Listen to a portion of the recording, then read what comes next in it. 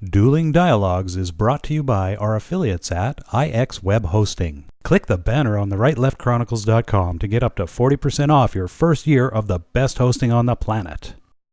Today's episode of Dueling Dialogue is brought to you by Saucy Eva. GMA's marinade is coming soon to a plate near you to gourmetize your meats and proteins. Coming to you from that once-forgotten artery that pulses through the center of the continental United States and into the heart of the Ozarks, Grace Matthews. Looking in from the northern border, our Canadian friend, along with his countrymen feeling the effects of U.S. political issues, Connor Murphy. Welcome to Dueling Dialogues, episode 79. I'm Connor Murphy, here with Grace Matthews in the heart of the USA, Springfield, Missouri. Hi, Grace. How you doing? Well, great if I don't get blown away down here. I heard you guys are getting nailed again. Wow. It's just nuts. This winter will never end. The never-ending winter. Oh my gosh, that could be a book. Maybe we should write a novel. Exactly. Well, we've got a ton to talk about. Oh, we do. So much in the news right now. Oh, there is, and it's all pretty earth-shattering. Yeah, it's big stuff. Yeah. You know, and of course we start with, the Oscars were Sunday. Yes. And, I tell you what, those guys are nuts. I just have to say they're nuts. They live in a glass dome. Yeah. I mean, it's what I call the Hollywood syndrome, which is attention deficit disorder with a tinge of pathological lying. It's nothing short of bipolar disorder and mania and a secondary symptom of narcissism. Well, I totally agree there. If Hollywood's going to be our moral compass, we're in big trouble. Oh my gosh. I mean, they lower others to elevate themselves. And they're so hypocritical. Yeah. Guns and sex make up their craft. Yeah. Yet they want to complain about it when anyone else wants to have anything to do with sex or guns. Right. However, if they like somebody and it really doesn't fit their narrative or their platform for this person to be held to the standard, and I'm mostly talking about the Me Too, right? Then they get to decide, okay? Remember last Friday we did the show on Me Too, and it's been one of our best shows ever. Cool. We did it. We said it's failing. Right. It's failing on all sorts of levels. Well, I told you I thought it would at least last till summer, until that would be about the time probably Matt Lauer his non-compete would expire and he could go on the air. And my understanding is that air is going to be CNN. Nevertheless, I thought it would last till then. But I think I was wrong. The Me Too movement is already over for Hollywood. They gave an award to one of the most well-known rapists in sports history. I mean, Kobe Bryant. There was no doubt that he raped that girl at that hotel. Well, he paid her off too, right? Exactly. And yet Hollywood, the Me Too, the ones that supposedly, were helping out all the rest of us stupid infidels, or imbeciles, I should say imbeciles, because we wouldn't know the difference, decided he's okay. Yeah. Him and wow. Ryan Seacrest. Well, they like him. And even though a woman has brought charges against him, they don't really like that. They want to keep him around. So see, it's really, they kind of want to take down those that just don't fit the narrative or the platform. All right. Which makes them so hypocritical. It's almost nauseating. Oh my gosh. Speaking of hypocritical, now out here in the real world, we know that there is a difference between the wages paid to a man and a woman. And a woman gets only about 80 cents on the dollar of what a man gets. And that's bad because a woman should be paid equal to a man. Absolutely. Providing she's doing an equal job. Right. And Hollywood is 30 cents on the dollar. Wow. So who the hell needs some help, especially with mathematics? Or morality. We don't need help with our morality. That's your problem. Yeah, that is really their problem. I don't know. They bash Trump. Yeah, and when you call them as being political, they just say, no, I'm just an actor. Well, then shut up on your political statements. Either you're political or you're not. Exactly. You can't sit on the fence and play both sides. Yeah, and the joke's on them because they were down 20% from last year. In fact, overall, they've been sinking for years. And most people in the when the survey said, because of the political stance that they take, people do not want to turn on the Oscars and be preached at about someone's political agenda. Exactly. It really doesn't. It wouldn't even matter if it was right or left. They don't want to hear politics. We don't want to mix up sports and our movies, our entertainment with our politics. Absolutely. We're already not going to see their movies as much, but we're also not watching their award shows. Yeah. Well, I've never been a big fan of any kind of award show. Well, me neither. Unless it's like the People's Choice Awards or something like that where there's a public vote. Otherwise, it's just a bunch of old rich guys deciding who's going to win. Well, yeah, they don't tend to pick the popular movies. No. A lot of the Academy Award winners of the past few years didn't make anything at the box office. Exactly. That was their artistic preference. Okay.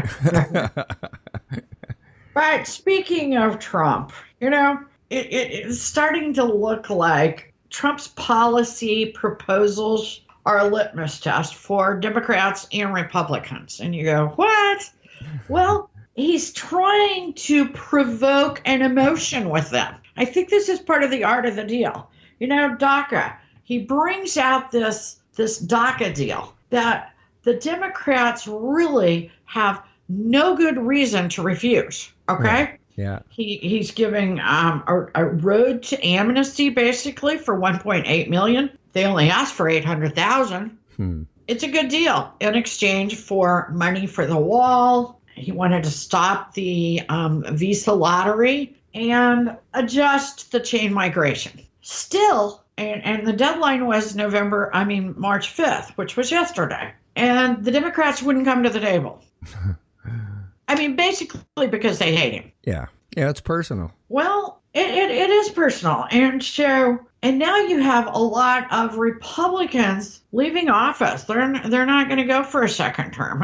Because they need to work, under Trump and his proposals, they've got to bring some votes to the floor. And they're not doing it. Right. And it's obvious because Trump will take it to his people if he has to do it with Twitter or whatever he has to do, or he has to give these campaign-style speeches. He'll do it because they have to cover those. So he will get the message to the people. We're right at about 40 senators and or congressmen that are not going to seek re-election. Wow. And my understanding is there's going to be a couple more high profiles that are going to be shocking. And I do believe that he's testing them. And this is part of his draining the swamp. Ah, okay. Now, so the DACA deal is out there. It has been said that the Republicans might be coming close to a deal. That would be phenomenal. They are about 6 votes away. If they tweaked it a little bit and Trump supported it, they believe they could get that 60 votes. So we'll see what happens with that. And that would be, my understanding is that would be without the Democrats. That will kill them in the midterm elections. If the Republicans cure the DACA problem without the Democrats, they will sweep. They will sweep. Because this has been a open wound out there for everyone for many, many years. And when surveyed, people, that was their number one issue, the voters, okay, on both sides of the coin. About number 20 was Russian collusion. just to let you know. Okay. Yeah, everybody's sick of the Russian collusion. But this week we've got so much to talk about. Trump's tariff on steel and aluminum. Yeah, and I think this is another example of a litmus test. And I'm going to let you expand upon that. Yeah, this just didn't make sense. It was almost like he didn't know anything about trade. I mean, when you put tariffs on products coming into your country, you're actually hurting a lot of people within your own country, because that's where the tariffs are put on products. So coming in. So every Mexican dollar that is imported into the U.S. has 40% of the American dollar behind it, either in products or services. Once that dollar basically passes hands, it usually stays in the country as well. So interesting. Yeah, it just didn't make sense. And if he would have looked into it, George Bush tried a 30% steel tariff back in 2002 that was rejected by the WTO. So when I looked into it, I found out that Trump's insane 239% tariff on Bombardier jets did not go through. That made me think that he might be taking some shots at the WTO, who's got some problems. I mean, has anyone reported this? I found one news article where it said that the WTO had rejected the 239% tariff. So is he taking shots at the WTO? I mean, the WTO, they're not perfect. They have some issues. Well, and nobody ever said that Trump couldn't be vindictive. True. So, the WTO has judges' seats that, eventually they sit out their term and they leave. Now, when they leave, or when they know they're leaving, they can't consider another judge until that one is left. Now, here's where the problem is basically occurring, is the judges that are leaving after they sit out their term have to finish the cases they're currently working on, but they can't take new cases. So all of a sudden you've got a big stalemate happening in the World Trade Organization, and it could go months. There's 2 seats that are up for... it could go longer than that. If cases are anything like the ones in the States, they take forever. Yeah, for sure. Now, China is one of the world's biggest steel exporters. And yes, we all know that they've got a surplus and they're likely selling it off at a discount somewhere else. That stuff has to stop as well. So there's a few problems there, but this just came out of left field and sounded kind of crazy. But now that I'm looking at it, I'm thinking that Trump is taking some shots at the WTO. I agree. I mean, now I will say that this morning, Minuchin said that no tariffs will be put on Canadian or Mexican steel and aluminum. Now, I really wouldn't care if they put it on the Mexicans. Could they also tariff the heroin and that comes across the border? Well, if they could tax it, they probably would. Yeah, they would. That's for sure. But that word did not exactly come from Trump. I'm sure it's true coming from Minuchin, but I think that it's a tactic. It's part of the art of the deal. Right. Because these, we know. I mean, I'm pretty sure he's mad at the WTO, but we also know that this is about China. And I think it might be a little bit about how China backdoored us on North Korea. Oh, could be. And there could possibly be some Russian-China things happening, too. And so, I keep going back. I mean, sometimes he sounds like an idiot, Trump does.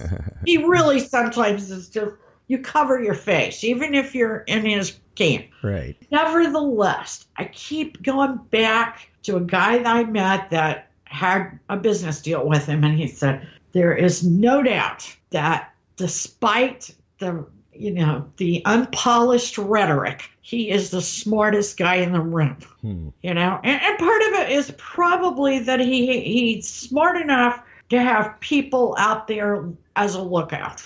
Well, he should probably, surround himself with some smarter people then.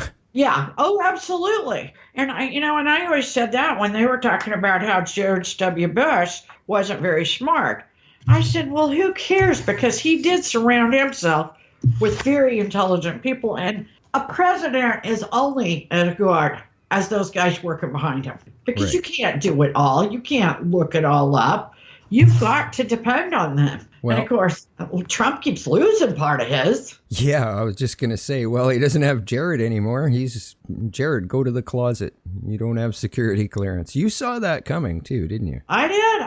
And I told you all along, I thought Jared was the one that was going to go down, whether he deserved it or not. Somebody's got to go down. And his father had so many issues with tax evasion, racketeering. He spent a lot of years in jail. Jared had to take over the company at a very early age. My understanding is his older brother said, I don't want to, Right. And probably for this reason, when you go in and clean up a family mess, I wonder how you can keep it from tainting you. Right. It would be very hard because unlike going into businesses like Mitt Romney used to do and tearing them apart and reselling them, and you're going into a family business. You're not going to oust anybody Right. for bad behaviors. So there was an awful lot there for them to go through and for the security. And they left it kind of open like, well, maybe they'll get it done and they'll go through all the financial stuff. I say, I don't think so.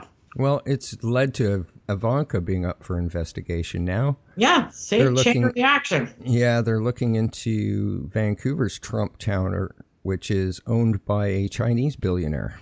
So not sure what they're looking at there, but some sort of deal. Well, I heard they were looking into her business deals. I didn't know what one specifically. I do know yesterday a Trump Tower in Panama was renamed. Wow. The guy claimed that it was hurting his Business. bottom line. Yeah. Right. Now, and he had several years left to leave the name, the negotiated time. Right.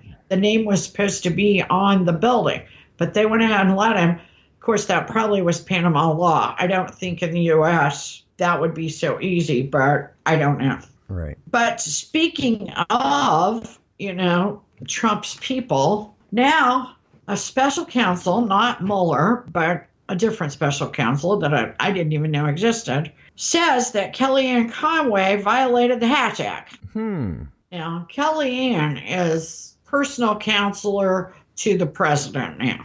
She was the campaign manager on the home stretch during the election. He had several, but Kellyanne is the one that actually gets credit for the win. And she is the first woman campaign manager to have won an election, a presidential election. So the Hatch Act says you cannot use your office to influence an election. Nevertheless, it's kind of crazy because it leaves room for you to personally have an opinion about an election.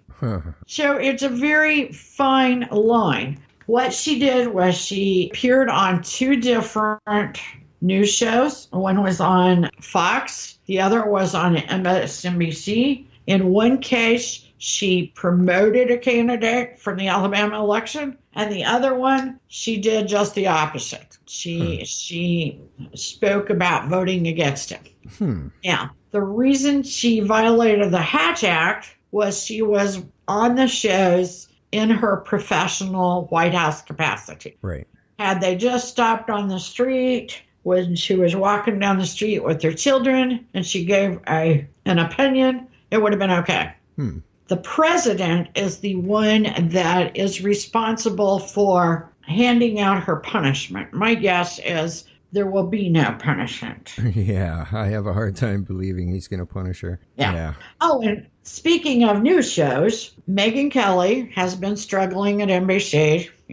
It's just been a disaster from the very beginning. I mean, it was so bad that they said, oh, Megyn, you're going to go to the Olympics and cover the Olympics. And, her show has such poor ratings. They said, oh, no, you're not going to go. We're going to bring Kate Couric back to do that. What an embarrassment. Nevertheless, with her show struggling, her morning show struggling, they are dropping her Sunday night show. It will not be back. It was supposed to come back after NFL football. Not happening. We're not surprised about that. Well, yeah, I'm not surprised either. Yeah. Oh, and Kim Jong Un. He's having an epiphany. Oh, no way. Well, he's probably having trouble getting cheese. I don't know. Nevertheless, he is ready to come to the table and talk about giving up those nukes. Oh. Now, North Korea has been in talks with South Korea.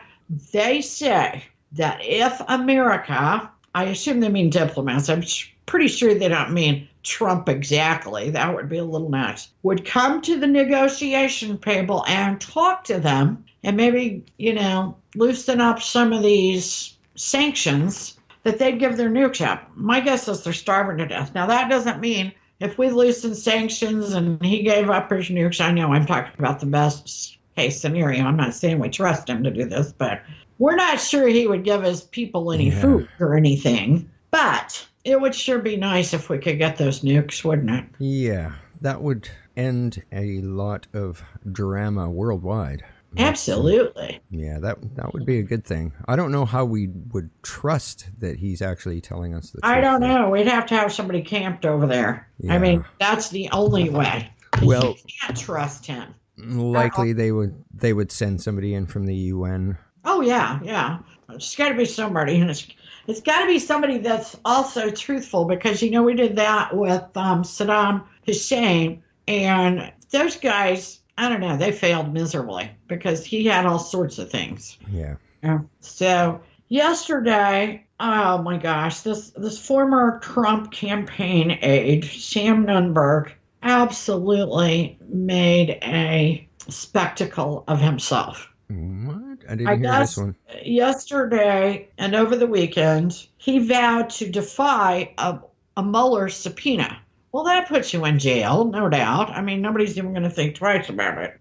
Now, today he is backing down after a whole day of unhinged interviews. He started out in the morning and unhinged under the influence of something. I mean, it's pathetic. I mean, he was contradicting himself in the midst of one sentence. And as the day drew on, it was over a 6 or 7 hour period of time where MSNBC and CNN kept rebooking him for their different shows, because they were believing he was going to, I don't know, tell or give some information about Trump. Right. That would be juicy and incriminating. He didn't do that. However, he was wasted. It was so bad that finally, in the last interview last night, Aaron Burnett said, "I smell alcohol on your breath. Have you been drinking?" And of course, he denied it. And of course, his eyes are just bloodshot. Yeah. He's like drinking out of the cup. He can't look at her when she's asking the questions. It's very obvious that he is wasted. But what it is was kind of, I guess he woke up a little more sober today, and he's decided that he will, in fact, testify in front of the grand jury Friday and then check in, or let me rephrase that, go someplace for help. Okay. I don't know where someplace is, but, I can imagine. Wow. So, very sad. I kind of believe that. Should they have put him on there when they knew he was drunk? Should they have put him on the air? I mean, he's Probably pitiful. Not. Yeah, who knows what he's going to say? That was kind of a bad choice. Do you really want to put somebody that is having a mental meltdown either because they have a mental illness or because they're wasted on some sort of, I don't know, alcohol, drugs, whatever? I mean, do you really want to or need to incriminate somebody like that for ratings? I don't know. I don't know. I thought it was sad and pitiful. Yeah, I agree there. No, we don't always agree, but life's a journey and we're all in this together. Remember, do not become anyone's victim. # nobody's victim. Thanks for listening. Godspeed, Connor, and Godspeed to all of our friends out there. Godspeed, Grace, and thanks for listening, everyone.